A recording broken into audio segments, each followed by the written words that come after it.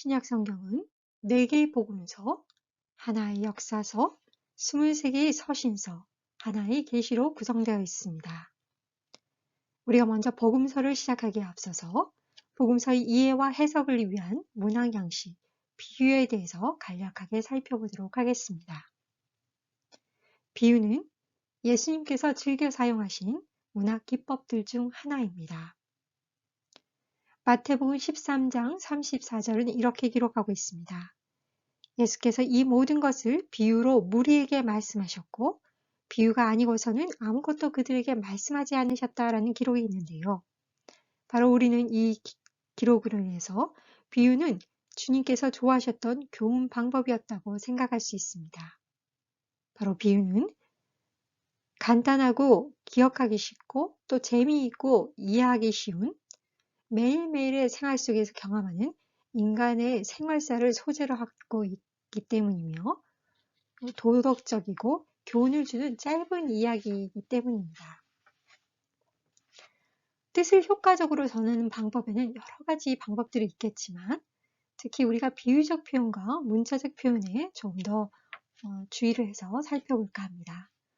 우리가 문자적 표현을 만났을 때는 문자적 해석으로 우리가 염두에 둘 것은 성경을 기록한 저자 역시 우리가 일상생활에서 주고받는 식의 그러한 말을 쓰고 있다는 사실을 이해해야 합니다. 그리고 그 언어가 가지고 있는 평범한 의미를 따라 이해하는 것을 말한다라고 할 수 있습니다. 바로 본문에 기록된 언어의 일반적인 이해로 뜻이 통한다면 우리는 성경 본문에서 더 이상의 의미를 찾으려고 애쓸 필요는 없습니다. 그러나 이러한 문자적 해석과는 달리 평범한 의미를 가지고 해석을 해서 뜻이 통하지 않을 때에는 우리가 비유적 해석으로 해석하는 것이 바람직하다고 할 수 있습니다. 그러면 우리가 비유적인 표현임을 알아낼 수 있는 방법은 어떤 것이 있을까요? 저희 책에는 비유적인 표현임을 알아낼 수 있는 10개 열쇠에 대해서 소개하고 있습니다. 한번 볼까요? 달리 요구되지 않는 경우에는 가능한 한 문자적으로 이해하는 것입니다. 또한 본문이 요구할 때는 비유적인 의미를 선택해야 합니다. 문자적인 해석이 불가능하거나 아주 어색할 때는 비유적 해석 방법을 택하는 것이 옳습니다. 문자적인 해석이 부도덕한 의미를 내포하게 될 경우 비유적인 해석을 택하는 것이 옳습니다. 바람직 사용된 표현이 분명히 비유적인 표현이면 당연히 비유적인 해석을 따르는 것이 바람직하겠지요. 문자적인 해석이 문맥이나 또한 그 본문의 전체적인 흐름에 충돌이 될 때는 우리는 비유적인 해석을 따라야 합니다. 문자적인 해석이 책 전체의 성격과 또한 문체에 충돌이 될 때도 우리는 비유적인 해석을 택해야 합니다. 또한 문자적인 해석이 저자의 의도와 목적에 충돌이 될 때에도 비유적인 해석을 하는 것이 바람직합니다. 문자적인 해석이 성경의 다른 부분과 충돌이 될 때에도 비유적인 해석을 택해야 합니다. 문자적 해석이 성경이 가르치는 교리적인 내용과 충돌이 될 때에도 우리는 비유적인 해석을 택하는 것이 바람직합니다. 바로 우리가 이렇게 비유적인 표현을 알아낼 수 있는 이런 열쇠에 초점을 두고 성경 본문을 해석을 한다면 여러분들은 더욱 유익한 해석을 할 수 있으리라고 생각합니다. 저희 교과서 334페이지에서 335페이지에는 바로 이러한 비유적 표현법에 대해서 잘 소개하고 있는데요. 여러분들이 그 도표를 참고해 주시면 더욱 유익하리라고 생각이 됩니다. 복음이란 용어는 헬라어 유안겔리온을 번역한 것입니다. 이 단어는 좋은 소식을 의미합니다. 가장 중요한 점은 복음서는 이야기라는 점입니다. 복음서 저자들은 예수님께서 하신 일들을 연대기 순으로 기술하기보다는 주제별로 배열하고 있고 예수님께서 하신 말씀을 다양한 방식으로 기록하고 있습니다. 또한 복음서들은 상당한 정도의 지면을 예수님의 삶의 마지막 주간에 할애하고 있습니다. 고대 전기 작가들처럼 복음서 저자들은 예수님께서 말씀하신 것을 자유롭게 의역하거나 요약했고 또 사건들을 엄격한 연대기적 순서가 아니라 특정한 주제에 따라서 자유롭게 배열했습니다.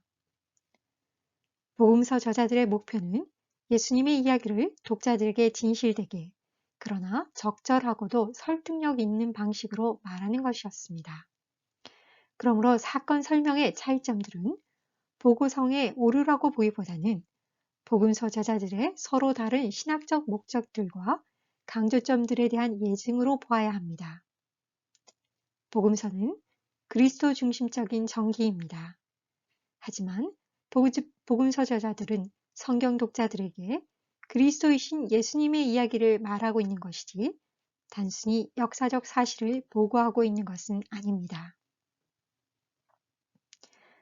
바로 이야기를 전하는 모든 이야기들은 특정한 목적을 지니고 있고 마태, 마가, 누가, 요한복음의 목적은 철저히 그리스도 중심적입니다. 그러므로 우리는 복음서가 기독론적인 전기라고 묘사할 수 있을 것입니다.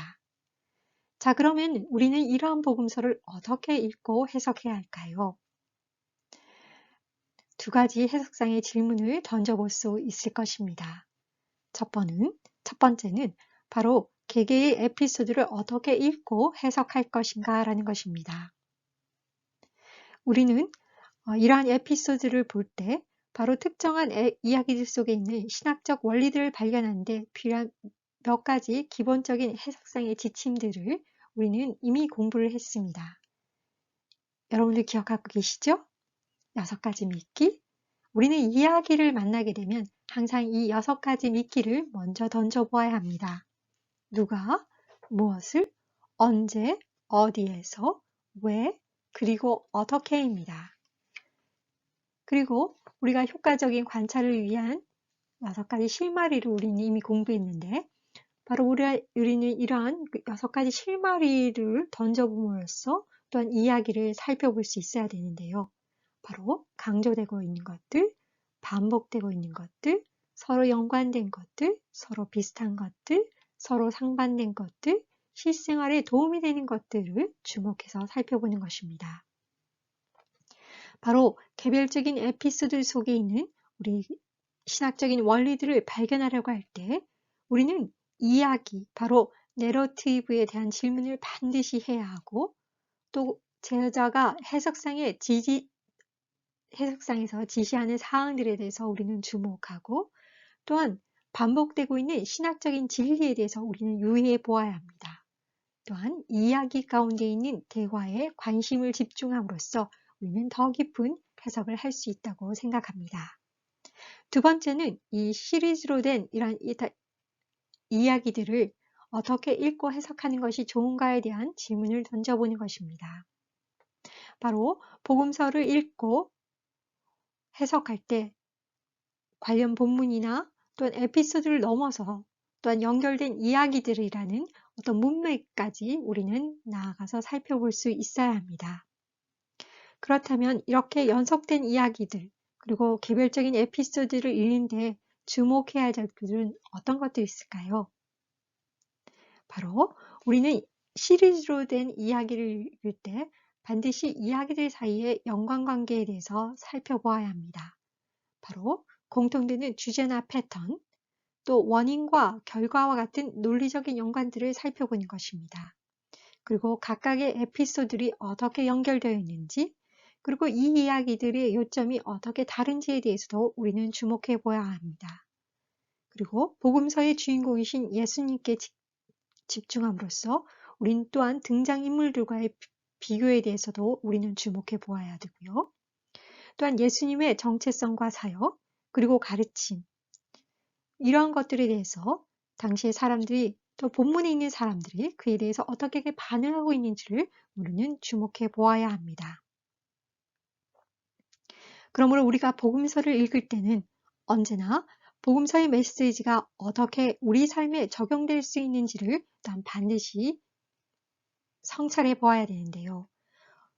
우리가 하나님의 말씀을 진정으로 파악할 때, 또 예수님께서 가르치신 위대한 진리들이 우리의 삶에, 또 우리의 마음과 또 생각에 깊이 들어가게 함으로써 우리가 어떻게 살아갈 것인지에 대한 진정한 차이를 만들어낼 수 있기 때문입니다. 예문을 한번 살펴볼까요? 누가복음 10장 25절에서 누가복음 11장 13절 말씀입니다. 이 본문 말씀에는 세 가지 에피소드가 소개되고 있는데요. 바로 누가복음 10장 25절에서 37절 말씀은 선한 사마리아인의 이야기가 나오고 있습니다. 다음 누가복음 10장 38절에서 42절은 바로 마르다와 마리아의 이야기입니다. 누가복음 11장 1절에서 13절 말씀은 예수님께서 기도를 가르쳐 주시는 내용인데요. 우리가 이러한 본문 말씀을 만나게 되면 우리는 이 각각의 에피소드에 대해서 질문을 던져봐야 합니다. 바로 이 각각의 에피소드가 예수님에 관해서 무엇을 말하고 있는가에 대한 질문과 해답을 찾아야 합니다.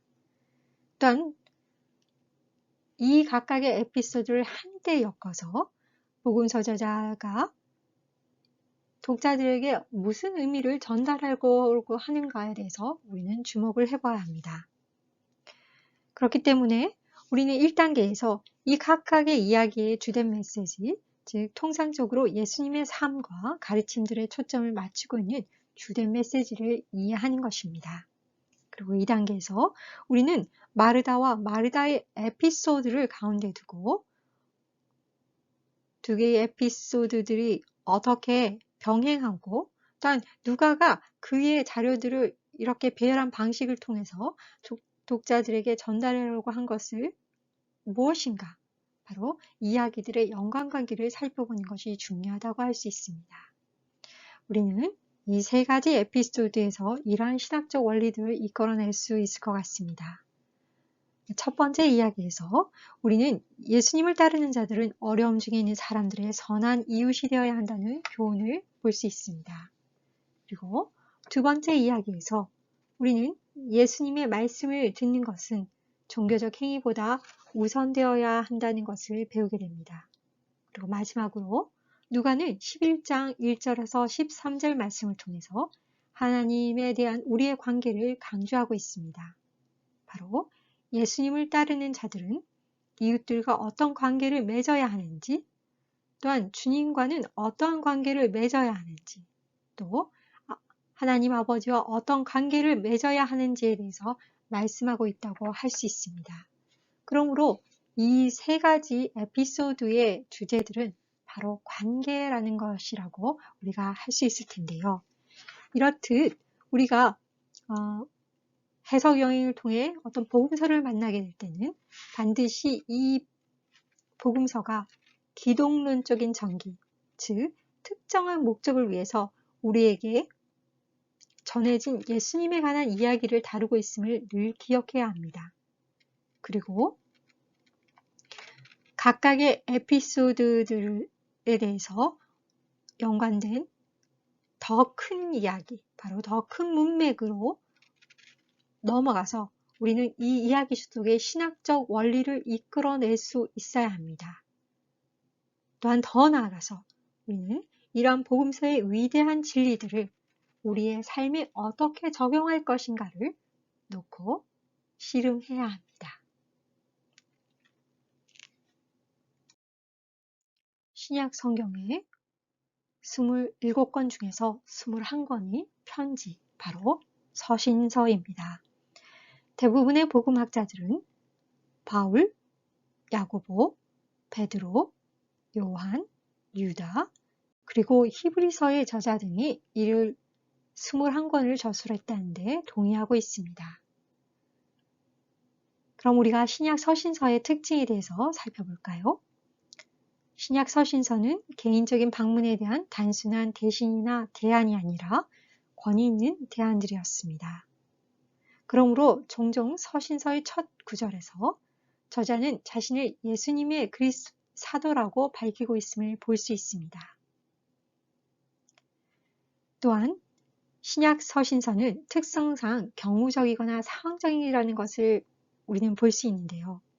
이것은 신약 서신서가 대개의 경우 독자들과 관련된 특정한 상황들이나 문제점들을 다루기 위해 쓰여졌다는 것을 의미합니다.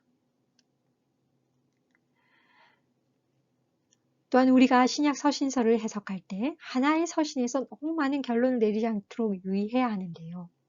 예를 들면 바울은 갈라디아서에서 율법주의와 씨름하고 있는 교회를 향해서 그리스도인 안에 있는 자유를 강조하고 있습니다. 그러나 고린도전서에서 바울은 이 자유를 남용하여 문란한 삶이라는 다른 극단으로 나아가는 교회를 향해서 순종을 가르치고 있습니다. 바로 이것은 이 두 서신서가 특정한 교회들의 상황에 맞춰진 교정의 메시지를 제공하고 있다는 것을 볼 수 있습니다.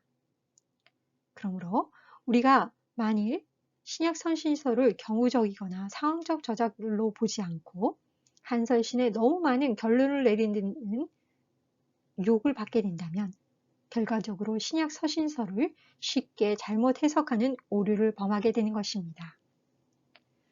신약 서신서는 잘 훈련된 대필자나 서기에 의해서 조심스럽게 기록되었고 또한 성실한 일꾼들에 의해서 전달되었음을 우리는 기록을 통해서 알 수 있는데요. 바로 고린도전서 16장 2절과 골로새서 4장 18절은 이것을 기록하고 있습니다.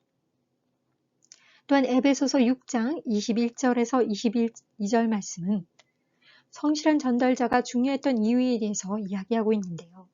바로 서신이 담고 있는 자세한 사항들을 친히 세세히 설명하기 위함이었다고 기록되어 있습니다. 또한 신약 서신서는 특정한 회중에게 두고두고 크게 익히도록 의도되어 있습니다.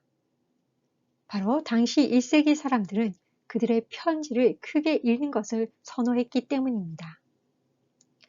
신약 서신서는 초대교회의 어려움들과 승리들을 볼 수 있는 창을 제공한다라고 할 수 있습니다. 이 서신서들은 경건한 삶을 위한 영감된 교훈과 충고 그리고 권면을 제공하고 있습니다. 그러므로 우리가 신약 서신서를 다룰 때 이 서신서는 편지로서 처음부터 끝까지 읽도록 의도되었다는 것을 염두에 두어야 되고 또한 역사적, 문화적 상황을 세세히 살펴보고 또한 저자의 사고의 흐름, 바로 문학적 문맥을 따라가는 데 충실해야 합니다. 그 다음 우리가 성경 독자와 우리들의 차이점을 살펴보고 성경 본문의 의미를 삶에 적용해야 합니다.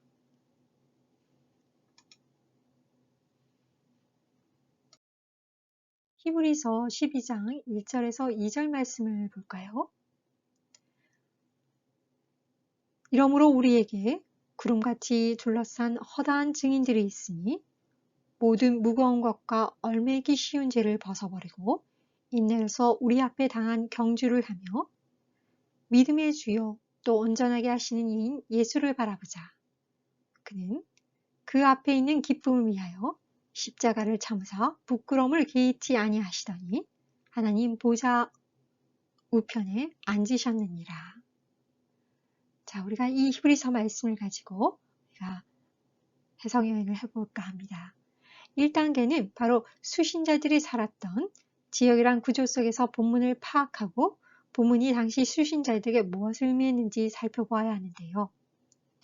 히브리서 저자는 장거리 경주란 이미지를 사용해서 독자들에게 역경과 대적에도 불구하고 그리스도에 대한 그들의 헌신 가운데 견디며 인내하려고 도전하고 있음을 알 수 있습니다.